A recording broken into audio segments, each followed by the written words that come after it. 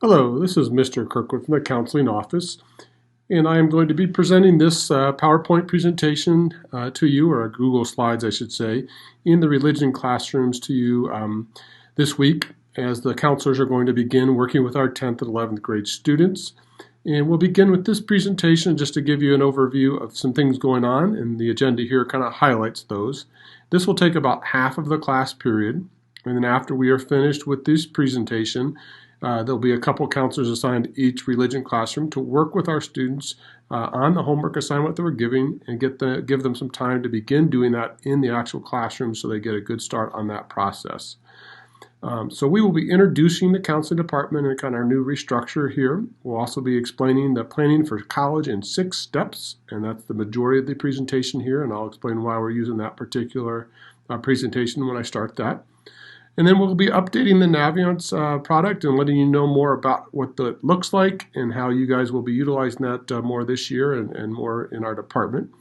And then again, we will have some homework assignments built into that product, as well as have some time to work with you in beginning that. And then finally, we'll talk to you about how to schedule your individual follow-up appointment with your individual school counselor, where we will really look at what you've done with the homework we've given you, see where you are in the college and career search and planning process, and then kind of move you forward from that point and give you some individual guidance and instruction, as well as review your class schedule for your following school year.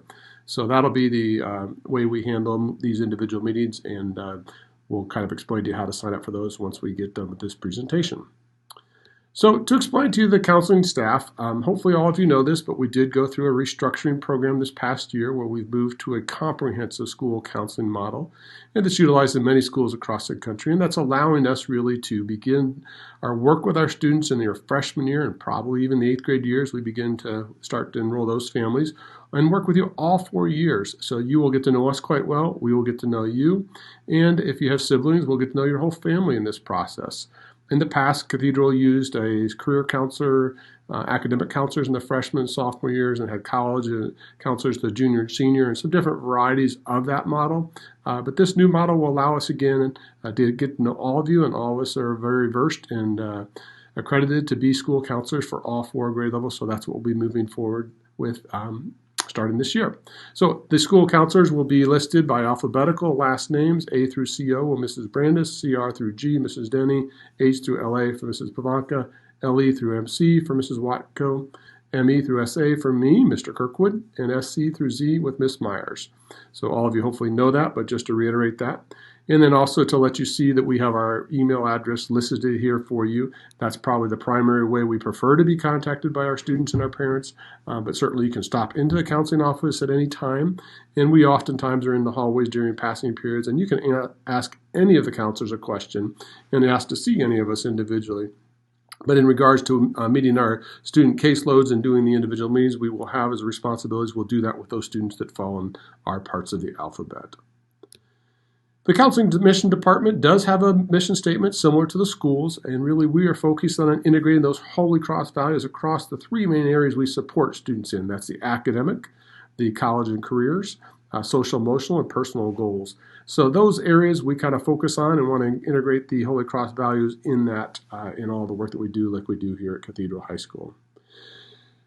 So this planning for college presentation, it's a presentation I've used a number of times over the past, probably 15 years as a school counselor at other schools. And it is produced by the ACT organization, which is an organization that offers one of the college entrance exams. And I like this presentation because it does present it in 6 simple steps. And I think for me, it helps us conceptualize that and really give you a good overview of what's coming. So we're all on the same page. So that's what we'll be going through with this presentation here. I also will be doing a similar presentation for our parents in the evening, tomorrow evening, for Tuesday evening, for those that are going to be seeing this after the fact. And I will be utilizing this slide and PowerPoint presentation to kind of emphasize the same points I'm talking to you about, but I'll spend more time with the parents and a little less time with them on the homework assignments, assuming you guys will be moving forward with that. We have given your parents their Naviance parent accounts to access information on you and be able to view what you're doing and be a bit more a part of that. So we definitely want you working with them and showing them some of the things you learn in the classroom presentations, but they now will have access to that as well through their accounts. So, as I said, planning for college in 6 simple steps.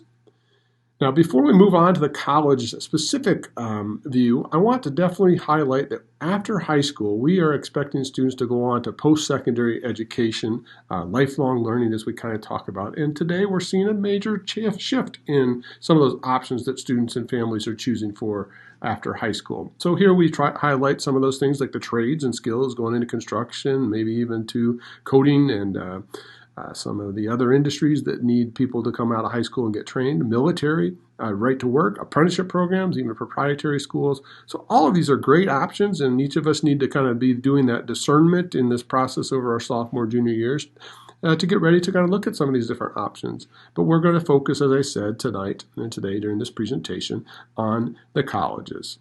So remember, decision making is a process, not an event.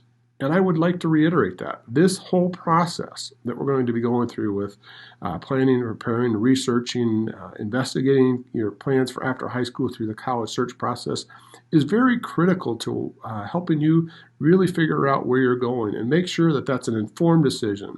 It's not just an event. We're not just putting a bumper sticker on our car and saying done. We really want you to think about why you want to choose these schools and make sure it truly is a good fit for you. So the first step, know yourself and your reasons for attending college.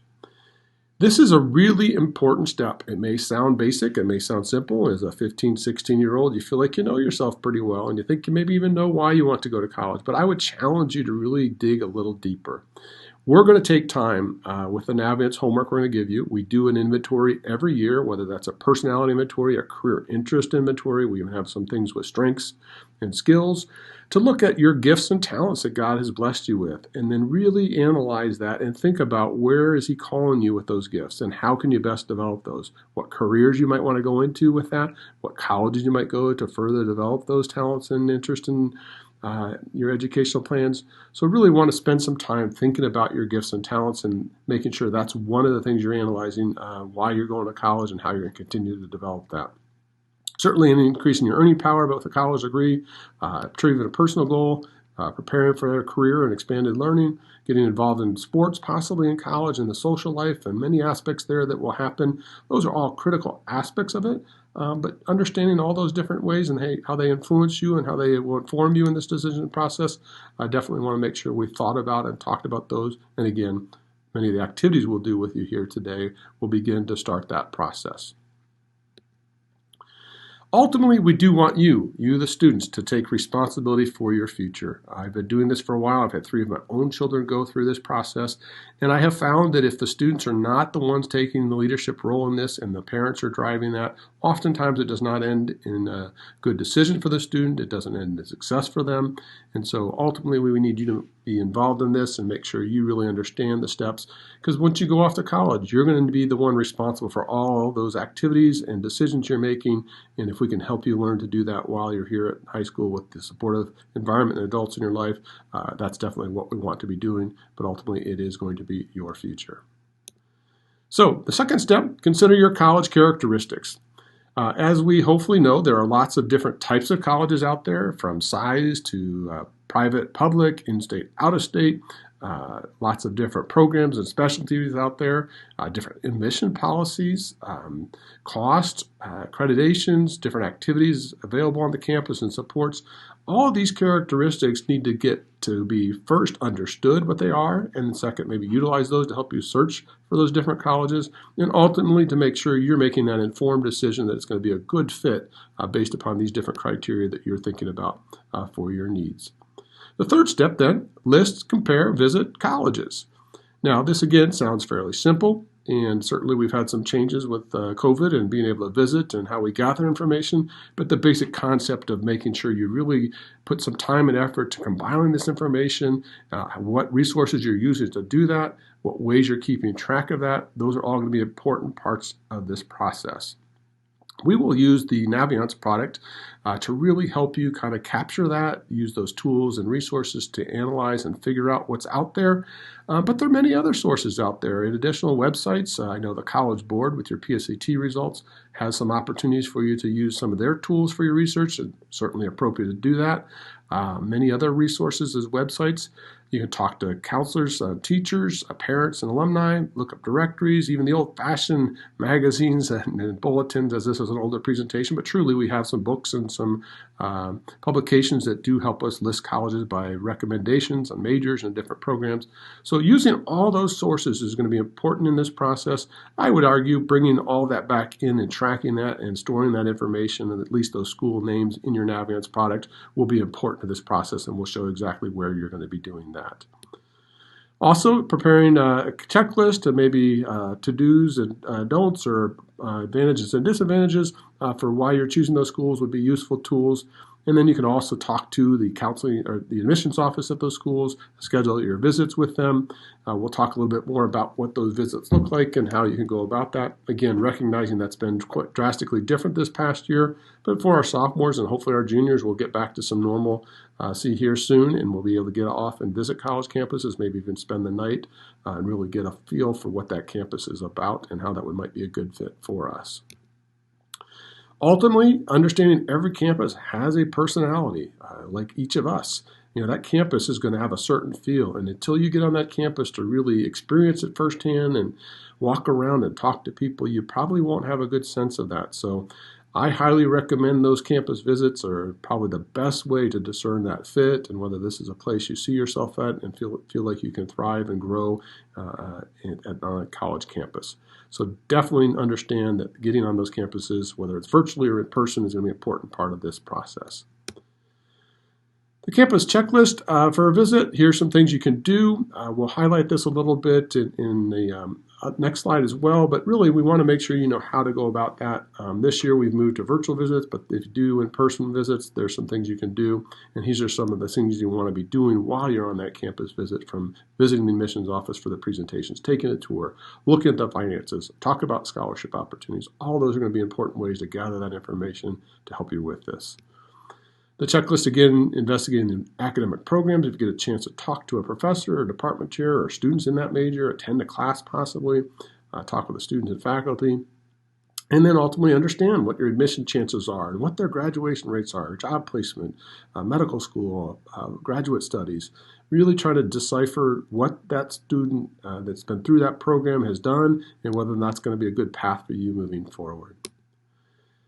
The fourth step then is to apply for admission and observe those deadlines. Again, this is probably going to be more for our senior year, but understanding that it's coming and understanding what you'll do with that is not a bad thing to understand at this point of the sophomore or junior year. So we'll want you to narrow those choices down. We're going to probably get you out to 10 to 15 colleges, hopefully by the end of your junior year you've thought of, and really getting it down to 3 to 8 that you'll apply to is where our recommendation is in that senior year application process. Making sure you understand the test requirements as that's been changing over the past few years and really understand what you need for that and whether or not you can improve those scores. Understand the application process and fees and deadlines, scholarship opportunities. All those things are a big part of this step in the process. And then submitting your application, you'll notice the paper still listed here. Again, that's rare in today, but there are some out there. Applications for admission, there were different forms to do that, whether it's Common App or the institutional apps, and then needing to request your transcripts, teacher recommendations, and then again the admission test results, and that's your responsibility to send. We'll spend a lot more time in the senior year, but understanding these are components of that application and things you might be needing to get ready this year, next year to prepare for that. I definitely want you to be aware of that. Fifth step, develop a plan to finance your education. Truly, the college cost today probably will become the second most expensive purchase of your lifetime. The homes that we maybe buy eventually will be a little more expensive in some cases. There's actually many colleges that are more expensive than some homes. But we want you to be talking to your parents, understanding what's available, know what your savings are. Maybe there's some things you can be doing already in your savings and strategies with that, and helping you and your parents think about those things and know the resources to plan for that is part of what we want to do. And then understanding the financial aid process, the difference between grants, scholarships, and loans, understanding how to fill out the FAFSA in your senior year. All these things will be coming at you in terms you'll be hearing, so we definitely want you to be familiar with that at this point. But don't eliminate any college because of costs. Certainly, The financial aid packages are very different at every college. The average college today, I think, offers almost a half tuition scholarship to those students. It's like buying a car. You're not going to pay the sticker price. So really don't rule out any college initially because of those costs. It will be once you've gone through the application process, filled out your FAFSA, looked at your financial need, and then you'll get what's considered a aid package offered to you to let you know what your out-of-pocket expenses will be for that school. It's at that point that you then begin to make those decisions whether your family can afford that school or not. In this final step, review and finalize your plans. Certainly, we want you to be involved in that. As we mentioned earlier, it is your responsibility to take that initiative and be assertive in the process. Talk with your parents and us and your counselors to help you through that process, but make sure you're taking the lead on that. Not letting your parents fill out those applications and forms and not knowing how to get into your accounts because you don't know the usernames and passwords. That's been a challenge we've had sometimes. So certainly, we want you to take that initiative. And then we want you to meet those, or select those colleges that meet your needs and preferences, and really getting that narrowed down in your senior year to those 3 to 8 is what we hope you will be doing and finalizing those plans. And then follow up with those colleges once you've applied and get those decisions from those colleges, and eventually make that decision sometime in the late of your senior year, spring of your senior year. May 1 is that college deadline that you need to notify the colleges if you'll be coming to their schools or not. This slide is one of my favorites in this presentation because I think we're oftentimes intimidated by the college admission process, and we think that it's going to be about our grades and our test scores, and some of us aren't always the greatest at those things. And that definitely is part of it, and there will be some schools that will make those decisions, and the better you can do on those things, those are measurable and definitely help.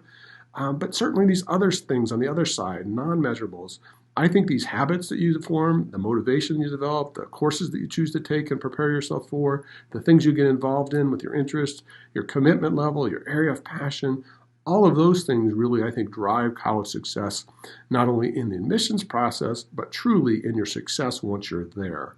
So I would recommend all of you to continue to improve upon those skills and those habits here in Cathedral High School. So once you leave us, you're off at those college campuses. Those are well formed and really can make that difference for you, meeting with success there and beyond. So keep in mind, as we said, sound decisions will lead to satisfying and successful experiences. And those sound decisions, going through this full process, understanding the steps, is what we ultimately want for each of you. So that's the conclusion of this 6 points or 6 steps to planning for college, and hopefully that was useful and helpful. I again will explain this a little bit more depth to your parents. We're now going to move on and talk a little bit more about the Navient product and some of the changes that have happened with that in an overview here, but then we'll spend the last part of the class period, probably last half, actually working in that. So please remain with me here in this PowerPoint, paying attention, watching the slides, trying to see what's there. And then once we get finished with this, I'll release you to the counselors in the room to get out your iPads, get logged into your Navient account. But for the next 5 or 10 minutes here, just pay attention to these different slides and what's there, and I'll highlight some of the things that you want to be aware of now. So the first thing is there is a new redesigned student navigation. This screen looks a little bit different, but really once you get inside of it, you're going to see that it's a much more user-friendly, a little bit easier to navigate than it was in the past, and that's going to be an overview of that redesigned student navigation. The next slide is a good example of that. Here is that new self-discovery section you saw. So this is where all those past assessments that were available in Navient in different places is now all standardized in this one self-discovery section. And each of these, some of these have been renamed from the Do What You Are inventory is now called the personality inventory. And the I can't see the other ones here. Career interest profiler, that will be an assignment for our juniors this year. And then here's the personality inventory. That's what our sophomores will be doing this year. The nice thing is if you've already taken one of these assessments for some reason, you can retake these assessments right by clicking that on your own account rather than having the school counselor do that for you. So any of these assessments that allow that retake is something you can choose to do. The only one that doesn't allow that is the Strength Explorer, as that it's a proprietary product that is only allowed to be done once in your Navient accounts. So the new self-discovery section, some of those assessments there will be leading you to take some of those this year, and definitely wanted to highlight how that looks a little different and the ways you can utilize that. The career exploration, this is that careers tab like it was in the past. These are the main areas and categories, but one of those that I don't think was always utilized fully was to explore Road Trip Nation videos. So this is the Road Trip Nation archive, and this is just a beautiful example of how videos today, I think, really are what we're using to gather information. And there's a whole slew of videos out there on many different topics and careers and how people have gone through their process of coming up with their careers and what they did right, what they didn't do right. And by watching these, I hope that you all will get more informed, get more interested, get some new ideas, and really take advantage of what's available there in that Road Trip Nation and those videos. The college tab up here at the top, that has remained as it was in the past. It looks very similar, but again, once you get inside of some of this, it will look a little different. As I mentioned earlier, we've asked students to get those 10 to 15 colleges listed in their colleges tab. This is under the college I'm thinking about, so that's where we'd be doing that, and we'll show you that once we do the demonstration after this presentation. There's also some information about scholarships down here and money and the Supermatch and different tools for searching for colleges, as well as just the tab up here to search for an individual school is listed. The Navigance College Exploration, again, I talked about the suggested number of schools.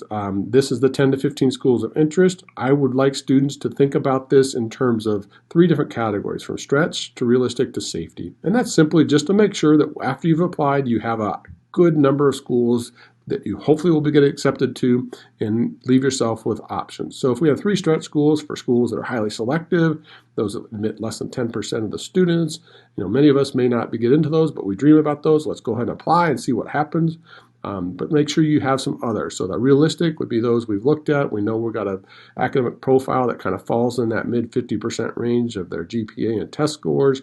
That scattergram, when we look at Navigance, you feel like you're going to be realistically admitted. You think your parents can afford it.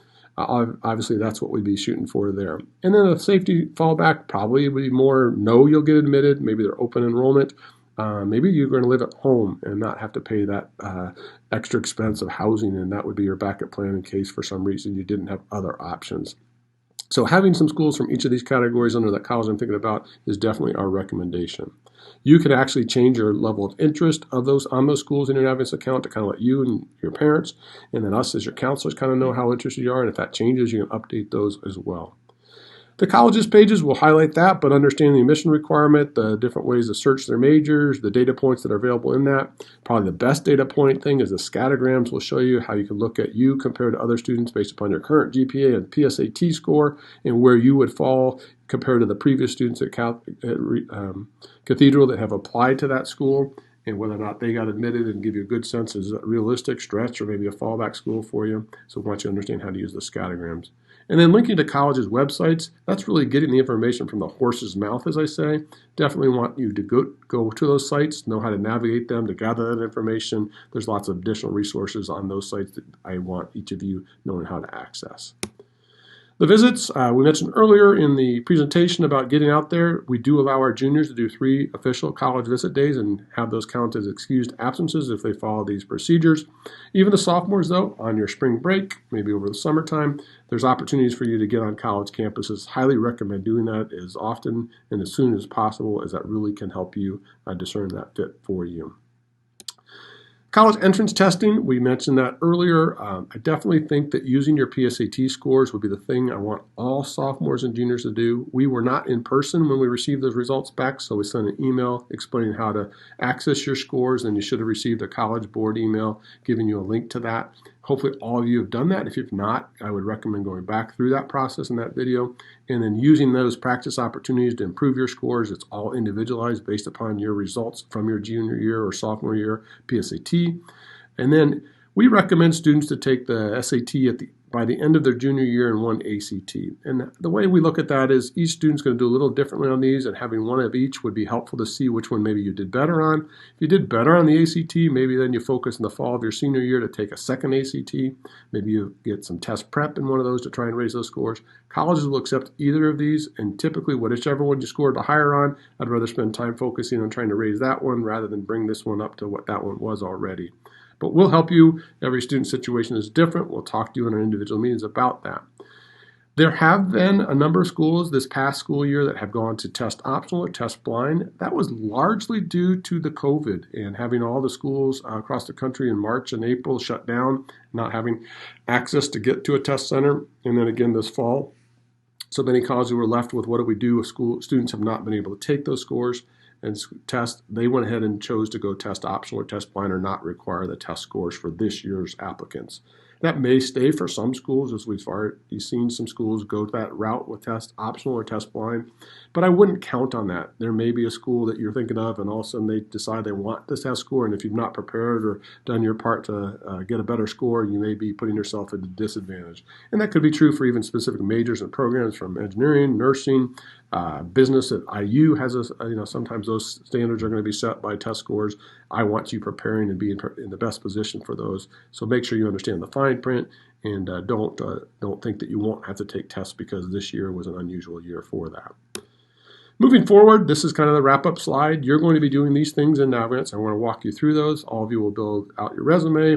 10th graders are going to take that personality inventory. 11th graders, the career interest profiler. All of us are going to play around with our careers in college, searching a little bit. 10th graders, we're going to have to add some careers to your tabs, the career tabs, colleges for the juniors. Sophomores certainly can do that as well.